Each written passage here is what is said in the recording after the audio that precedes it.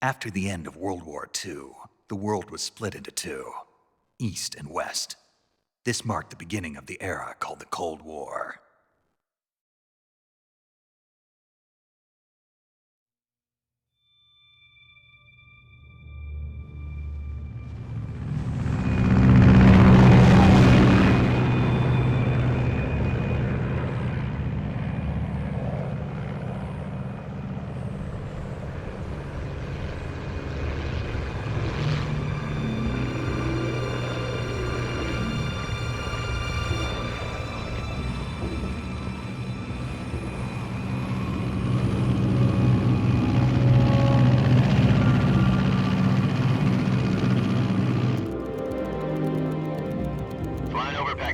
Altitude 30,000 feet. Approaching Soviet airspace. 20 minutes to drop off. Commencing internal depressurization. Equipment check. Arm main parachute. All right. You ready to go? Drop zone still showing a high pressure mass. Cav okay. Good. We've got high visibility.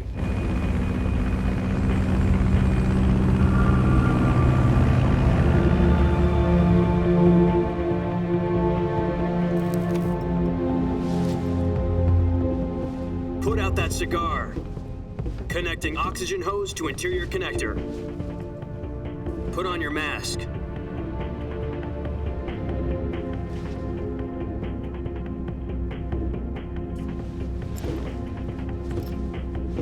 Does this panty waste know what he's doing? Approaching release point. 10 minutes to drop off. Hey, are you deaf? He said put out the cigar and put on your mask.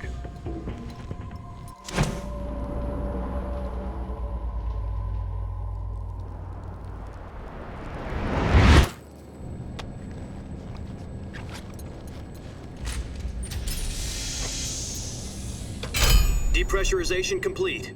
Checking oxygen supply. 6 minutes to drop off. Opening rear hatch.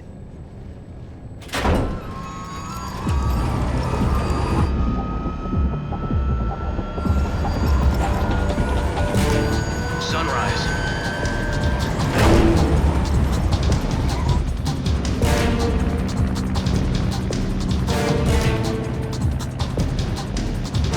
External temperature minus 46 degrees Celsius. 2 minutes to drop off. Stand up. You'll be falling at 130 miles per hour. Try not to get frostbite from the wind chill. 1 minute to drop off. Move to the rear.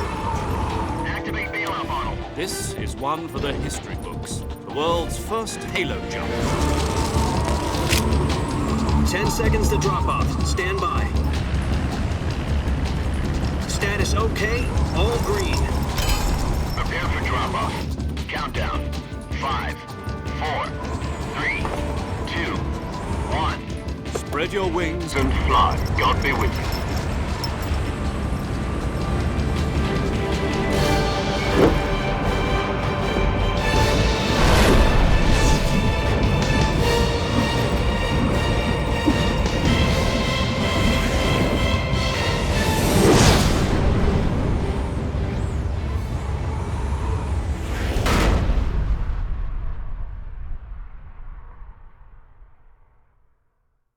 Jack, I've got some important news.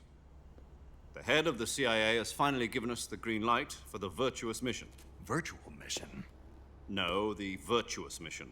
The future of our Fox unit depends on it. If it succeeds, we'll be officially organized into a unit. Virtuous mission? Sounds like some kind of initiation ritual. You know, don't get cocky. This isn't a training op. Right. So what exactly is this wonderful mission? Well, about 2 years ago, a certain Soviet scientist requested asylum in the West through one of our moles. His name is Nikolai Stepanovich Sokolov. He's head of the OKB 754 Design Bureau, one of the Soviets' top-secret weapon research facilities, and the East's foremost expert on weapons development. Sokolov? Isn't he that famous rocket scientist? The very same. On April the 12th, 1961, the Soviets achieved the first manned spaceflight in history. The Earth was blue, but there was no God. Well spoken. The rocket that carried Yuri Gagarin into orbit was the A-1, known as the Vostok rocket. Sokolov is said to be the man most responsible for the multi-engine cluster used in that rocket. After Gagarin's flight, Sokolov left rocket development to become the head of the newly established Design Bureau. From a lowly technician to head of a design bureau, that's quite a success story, so why do you want to defect? It seems he'd become afraid of his own creations. Afraid? Call it a crisis of conscience. And for that, he left his country and his family behind and went over the fence? Not exactly. One of his conditions was that his family was also to be taken safely to the west. We used a mole to get the family out first and succeeded in sneaking Sokolov over the Berlin Wall shortly afterwards. I was the one who conducted the operation. The security on the eastern side was still full of holes back then. Then what? We got Sokolov over in one piece, but the whole ordeal had left him exhausted, and we checked him into a hospital in West Berlin. It took him 2 weeks and more than 600 miles to get from the research facility in the Soviet Union to Berlin. He was in no condition to say anything coherent. And it was only a week later that we had something much bigger on our hands. The Cuban Missile Crisis. October the 16th, 1962, President Kennedy received word that the Soviets were in the process of deploying intermediate-range ballistic missiles in Cuba. The president demanded that the Soviets dismantle and remove the missiles. At the same time, he announced a naval blockade to prevent further missile shipments from reaching Cuba. But the Soviets didn't back down, instead placing their armed forces on secondary alert. Soviet transport ships carrying missiles continued on course towards Cuba. US and Soviet forces went on alert for an all-out nuclear war.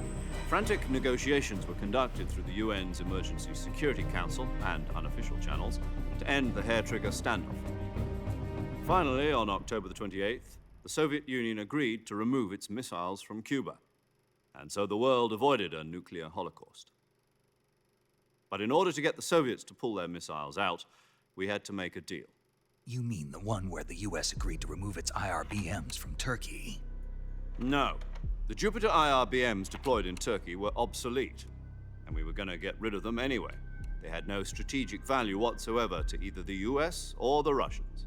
The Turkey deal was a ruse, a cover story that was fed to the other intelligence agencies around the world. So what did the Russians really want? Sokolov. They wanted us to return Sokolov. You mean the Soviets pulled out of Cuba just to get their hands on Sokolov? That's right. What the hell was he working on? At the time, we had no idea. We were running out of time. It was either give up Sokolov or risk full-scale nuclear war. In the end, we had no choice. President Kennedy gave in to Khrushchev's demand. The next day, I got Sokolov out of the hospital, handing him over to agents on the eastern side. Sokolov kept on screaming, "Save me," until he disappeared from my sight. Then a month ago, we received some new information from one of our moles. About Sokolov? Yes. He was taken back to the research facility and forced to continue working on the weapon in question under KGB supervision. What's more, it's on the verge of completion. So what kind of weapon is it? Something to do with space rockets? No, missiles. Same technology. I guess you're right. We don't know the details, but it appears to be a new kind of nuclear device. For half a year now, the Soviets have been conducting frequent nuclear tests at Semipalatinsk. Something to do with the weapon, I assume. We're talking about a secret weapon so big that Khrushchev was ready to pull out of Cuba to get it back. Is Sokolov still in the facility? No. According to our intelligence, he's in Selino-Yarsk, a place in the mountains about 3 miles to the west that's known as the Virgin Cliffs. The Virgin Cliffs. Nice name for a virtuous mission. They moved him there just recently. Why? Apparently, they're conducting a field test of the weapon, but it's our best chance to get him back. This mission would never have been possible if he was still in the research facility. This is our last chance. Sokolov must have known that too when he contacted us.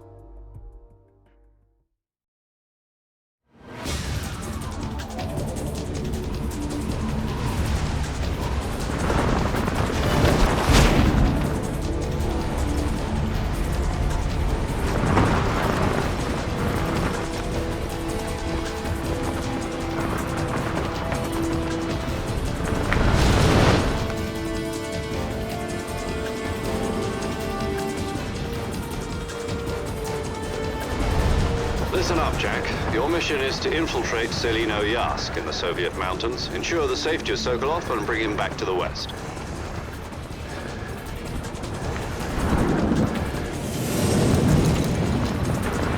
If we don't get Sokolov back before that weapon is complete, we'll be facing a major crisis. The clock is ticking.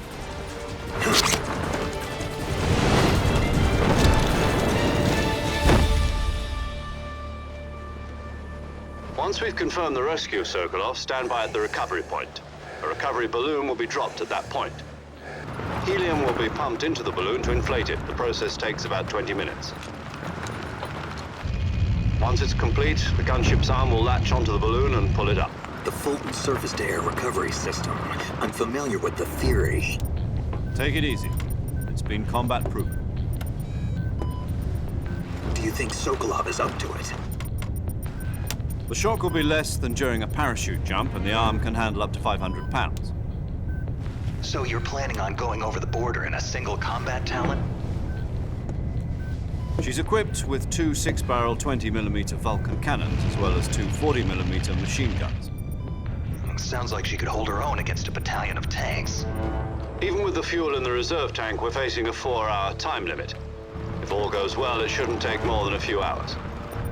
Home in time for dinner. But if anything goes wrong, you'll be eating dinner, breakfast, and all the rest of your meals in the jungle.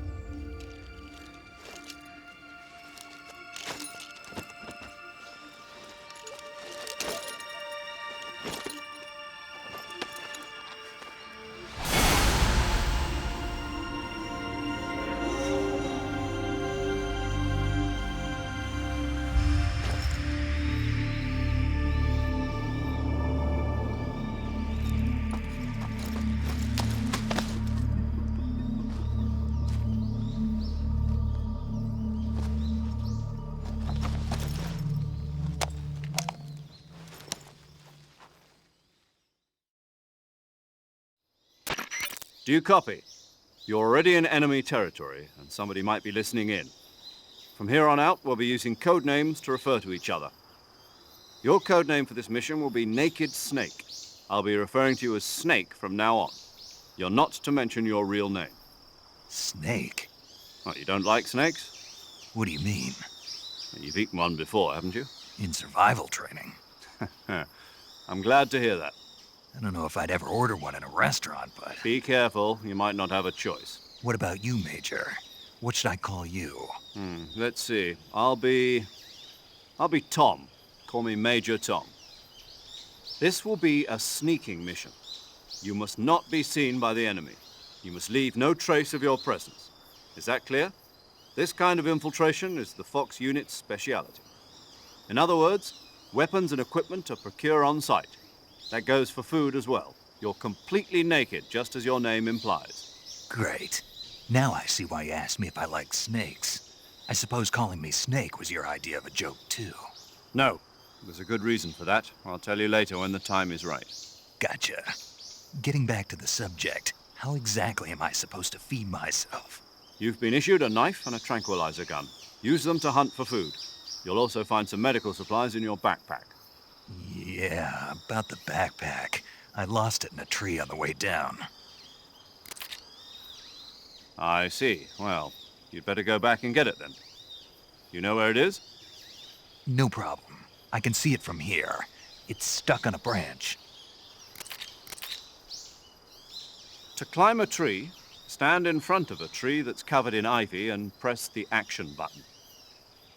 I'll be monitoring your progress over the radio. We can't risk violating Soviet airspace, but I'll be in the gunship. My frequency is 140.85. I'll give you a call if I need to talk to you. If you need to talk to me, use the send function. Okay, Snake, go get your backpack.